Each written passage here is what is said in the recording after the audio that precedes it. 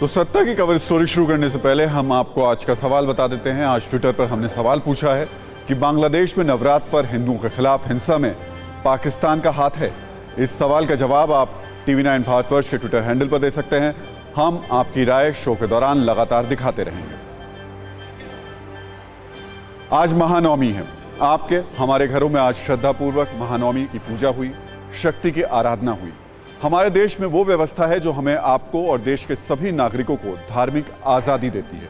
भारत में रहने वाला हर शख्स अपनी आस्था के मुताबिक पूजा पाठ कर सकता है, अपनी आस्था के मुताबिक आचरण कर सकता है। इसके लिए हमें देश के लोकतंत्र और इस लोकतंत्र को, संकल्पना को जमीन पर उतारने वाले लोगों को धन्यवाद कहना चाहिए। ये कहना इसलिए ज़रूरी है क्योंकि दुनिया के हर देश में हमारे देश जैसी धार्मिक आज़ादी नहीं है। अपने धर्म के रीति रिवाजों को मानने की आज़ादी नहीं है, पूजा पाठ की आज़ादी नहीं है। हम आज ये बात इसलिए कह रहे हैं और इसलिए कहने को मजबूर हैं क्योंकि अपने पड़ोसी मुल्क बांग्लादेश में कुछ ऐसा हुआ है जो ये सोचने पर मजबूर करता है कि क्या अल्पसंख्यकों के धार्मिक अधिकार नहीं होते हैं। बांग्लादेश में चंद उन्मादी और कट्टरपंथी लोगों ने जगह जगह दुर्गा पूजा पंडालों पर हमला किया, पत्थरबाजी की, मां दुर्गा की मूर्तियों को नुकसान पहुंचाया और कई जगहों पर पूजा पंडालों में आग लगा दी। कट्टरपंथियों के इस हंगामे से कई श्रद्धालु घायल भी हुए। इसीलिए आज हम ये सवाल जरूर पूछना चाहते हैं कि क्या जैसे हमारे देश में धार्मिक अल्पसंख्यकों को अधिकार मिले हैं, वैसे ही अधिकार दूसरे मुल्कों में नहीं मिलने चाहिए। नागरिक अधिकारों के लिए जागरूकता से आवाज उठाने वालों को आज ये खबर जरूर देखनी चाहिए और बांग्लादेश में हिंसा के शिकार हिंदुओं के लिए भी उसी बुलंद सुर में आवाज उठानी चाहिए जिस सुर में वो भारत में नागरिक अधिकारों के लिए आवाज उठाते हैं।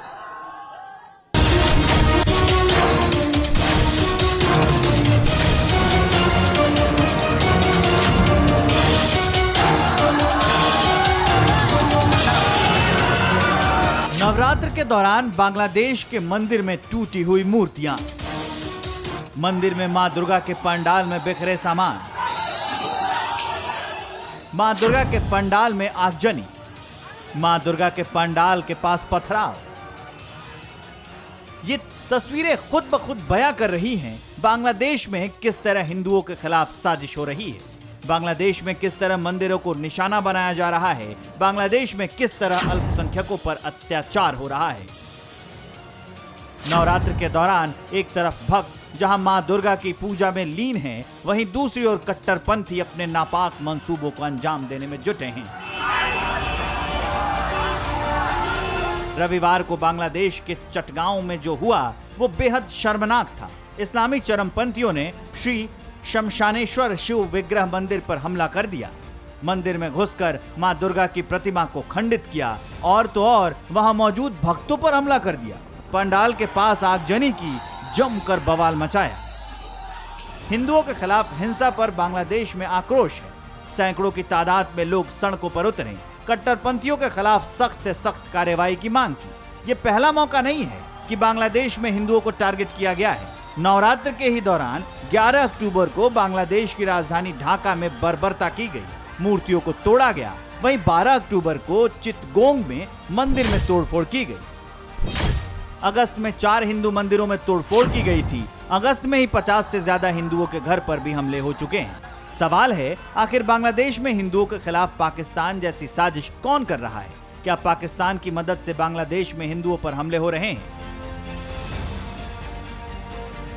ये सवाल इसलिए है क्योंकि ये बात पहले ही सामने आ चुकी है कि बांग्लादेश में पाकिस्तान समर्थित कई संगठन एक्टिव हैं। सिर्फ इतना ही नहीं, इन संगठनों को पाकिस्तान से फंडिंग का भी खुलासा हो चुका है।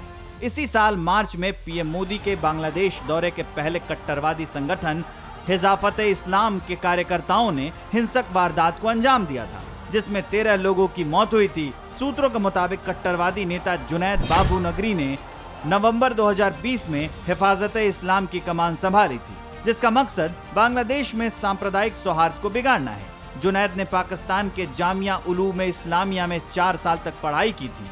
पिछले कुछ सालों में बांग्लादेश में हिंदुओं पर हमले बढ़े हैं। फिलहाल रविवार को मंदिर पर हुए हमले के मामले में बांग्लादेश की पुलिस ने दुलाल, कबीर और इकबाल नाम के 3 आरोपियों को गिरफ्तार किया है। हर एंगल से मामले की जांच हो रही है। परवाह देश की, सोमवार से शुक्रवार रात 10 बजे TV9 भारतवर्ष पर।